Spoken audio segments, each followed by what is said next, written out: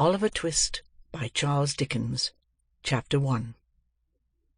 Treats of the place where Oliver Twist was born, and of the circumstances attending his birth.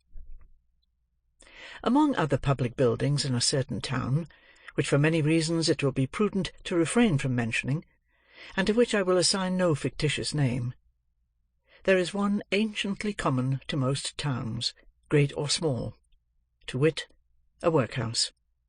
And in this workhouse was born, on a day and date which I need not trouble myself to repeat, inasmuch as it can be of no possible consequence to the reader, in this stage of the business at all events, the item of mortality whose name is prefixed to the head of this chapter. For a long time after it was ushered into this world of sorrow and trouble by the parish surgeon, it remained a matter of considerable doubt whether the child would survive to bear any name at all, in which case it is somewhat more than probable that these memoirs would never have appeared, or, if they had, that being comprised within a couple of pages, they would have possessed the inestimable merit of being the most concise and faithful specimen of biography extant in the literature of any age or country. Although I am not disposed to maintain that the being born in a workhouse is in itself the most fortunate and enviable circumstance that can possibly befall a human being, I do mean to say that in this particular instance it was the best thing for Oliver Twist that could by possibility have occurred. The fact is, that there was considerable difficulty in inducing Oliver to take upon himself the office of respiration, a troublesome practice, but one which custom has rendered necessary to our easy existence, and for some time he lay gasping on a little flock mattress, rather unequally poised between this world and the next, the balance being decidedly in favour of the latter. Now, if during this brief period Oliver had been surrounded by careful grandmothers, anxious aunts, experienced nurses, and doctors of profound wisdom, he would most inevitably and indubitably have been killed in no time.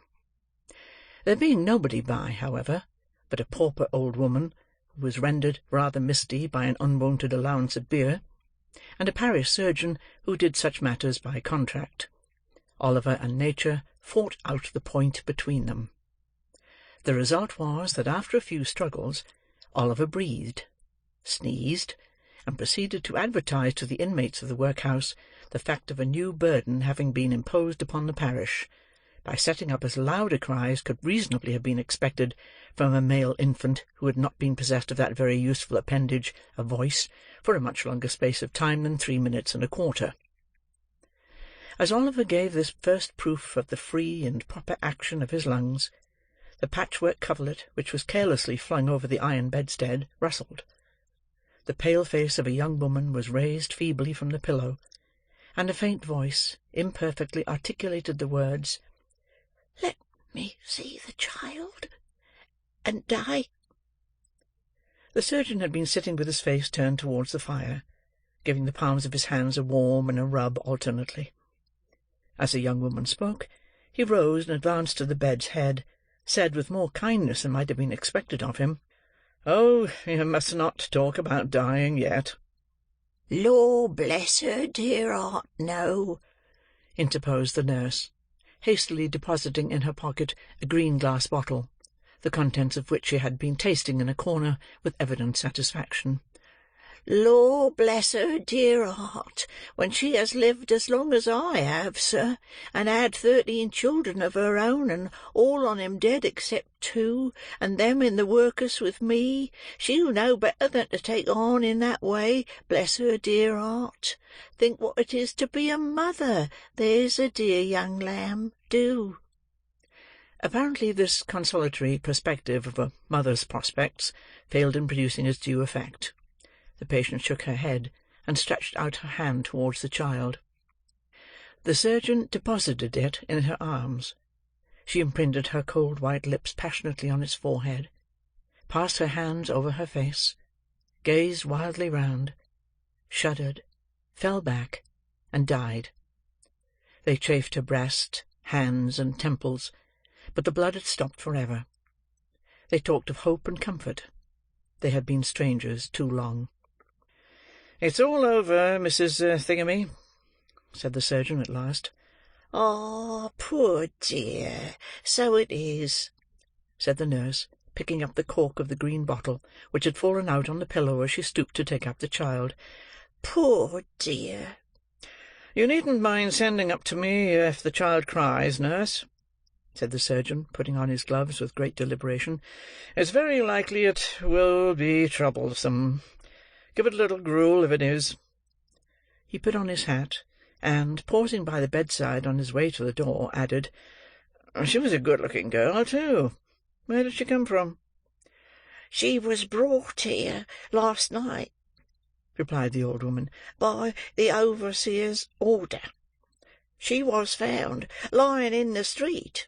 She had walked some distance, for her shoes were worn to pieces; but where she came from, or where she was going to, nobody knows." The surgeon leaned over the body, and raised the left hand. "Ah, the old story," he said, shaking his head. "No wedding ring, I see. Ah! Good night." The medical gentleman walked away to dinner; and the nurse, having once more applied herself to the green bottle, sat down on a low chair before the fire, and proceeded to dress the infant. What an excellent example of the power of dress young Oliver Twist was! Wrapped in the blanket which had hitherto formed his only covering, he might have been the child of a nobleman or a beggar. It would have been hard for the haughtiest stranger to have assigned him his proper station in society.